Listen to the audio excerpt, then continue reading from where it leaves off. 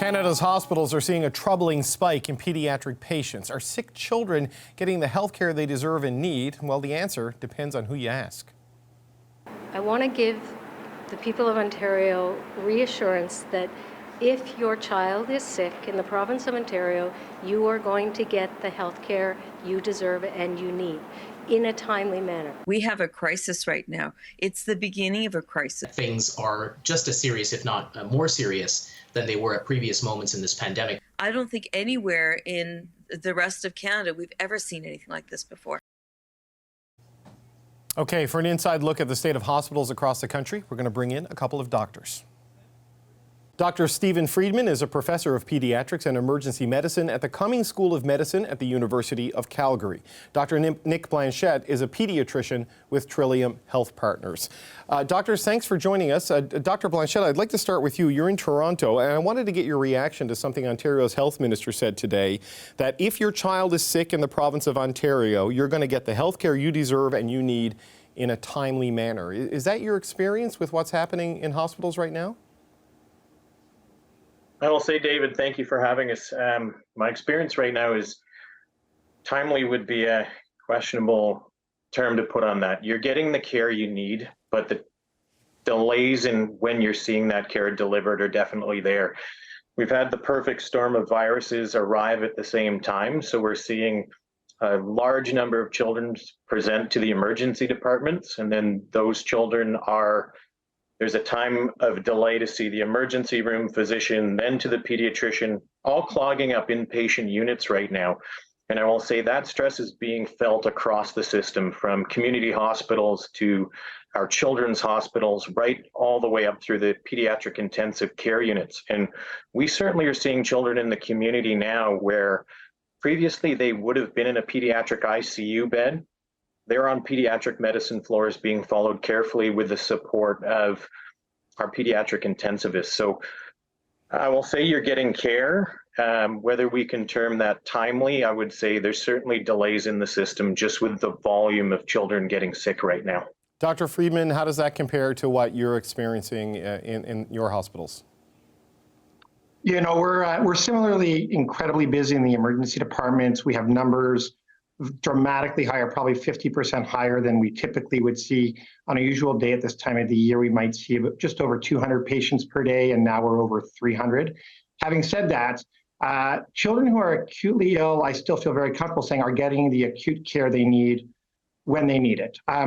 It's children who are unwell, uncomfortable, febrile for multiple days, runny nose, cough, vomiting or diarrhea, but not in acute need of medications or oxygen therapy. Those kids do wait a very prolonged period of time.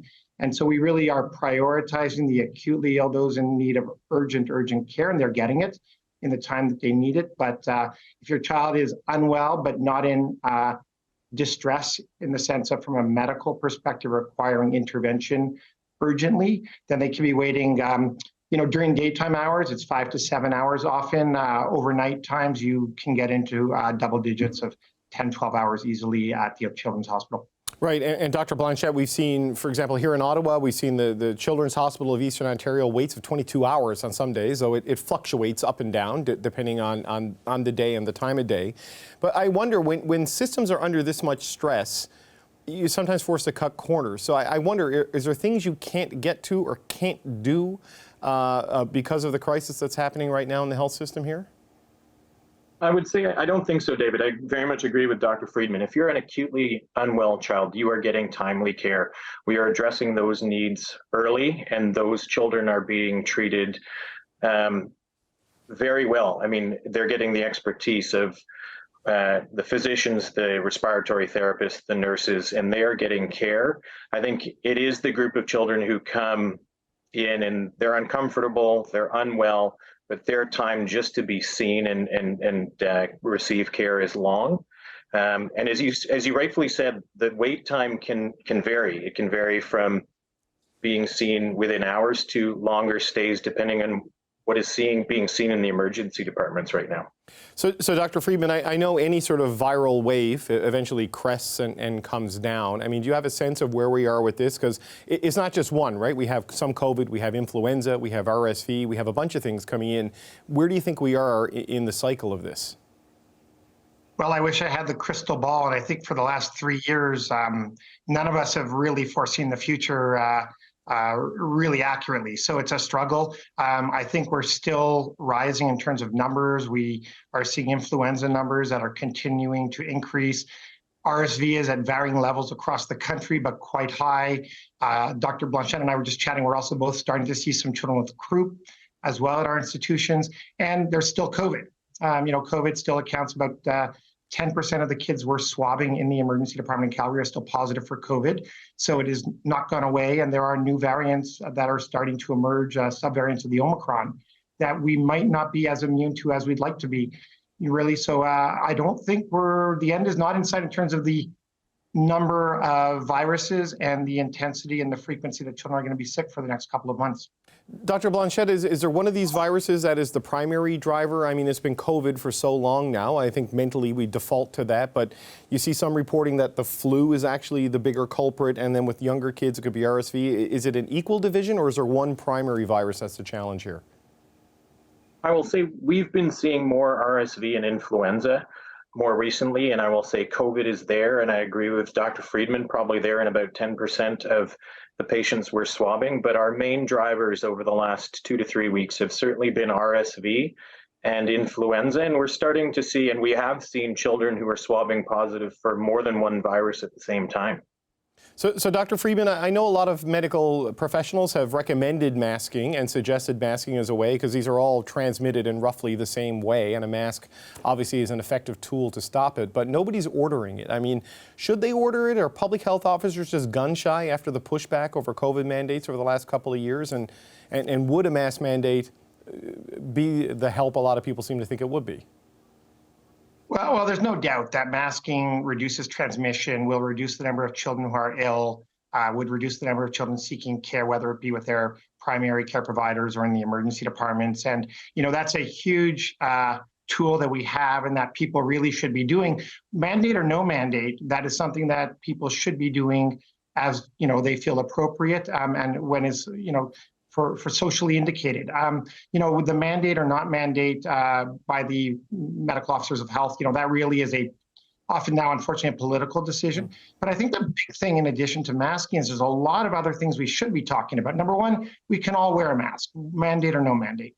Number two, we should all be getting vaccinated if eligible. So there's a very effective right now, the influenza vaccine this year is very good, reduces hospitalizations by about 50%. We know there's obviously the COVID vaccine, and the vaccination rates in children are abysmally low. I haven't heard people talk as much about hand washing. Hand washing is a major player in prevention of transmission of influenza and other viruses. We should be hand washing. And the other important thing is, children should stay home when they're sick. It's amazing how many times I see a child in the emergency who comes in for fever, runny nose, cough. We can have a discussion about the etiology. It's a virus. It could be influenza. It could be RSV. It could be COVID. The next question I often get, can my child go to school tomorrow? So we really need to get that message back in our heads that, we need to do the right thing for children, for our colleagues, for our friends, for our kids' teachers. If we mask at school, but then go home and have our kids have a play date and a sleepover with no masks, wearing a mask in school isn't going to help very much. Dr. Blanchette, just quickly to you, I know it's a political question on whether governments and public health officers will do it, but medically, do you think the conditions are there to require a mask mandate? I agree with Dr. Freedman. I think what we need to do is try and model the behaviors we want to see more broadly. And I think that comes down to, specifically for children, it's them seeing the adults that they look up to modeling those behaviors. So I think certainly masks will help. And I think if children see their teachers, their coaches, their parents, their elected officials masking in indoor congregate settings, that's going to go a long way to model the behaviors we want to see Canadians do. Because I do agree, masking is a tool. It's a very effective tool, but you need to put that on the back of, we've got other things, as Dr. Freedman says, we can do. Stay home when you're sick. please go out and get your influenza vaccines. If you're not COVID boosted, please do that as well. So from my standpoint, I think it's leading by example. It's having everybody look to each other and say, what is the right thing to do? How do we potentially just blunt the number of kids presenting to the hospital system right now? And there's no doubt that masking will help. And one of the big environments in where kids are congregating, there's no doubt about it, that's school. Okay. I want to thank you very much for your time and your work, and good luck in dealing with this. Dr. Stephen Freedman, Dr. Nick Blanchette, thanks for being on the show. Thank you for the opportunity. Thank you for having us.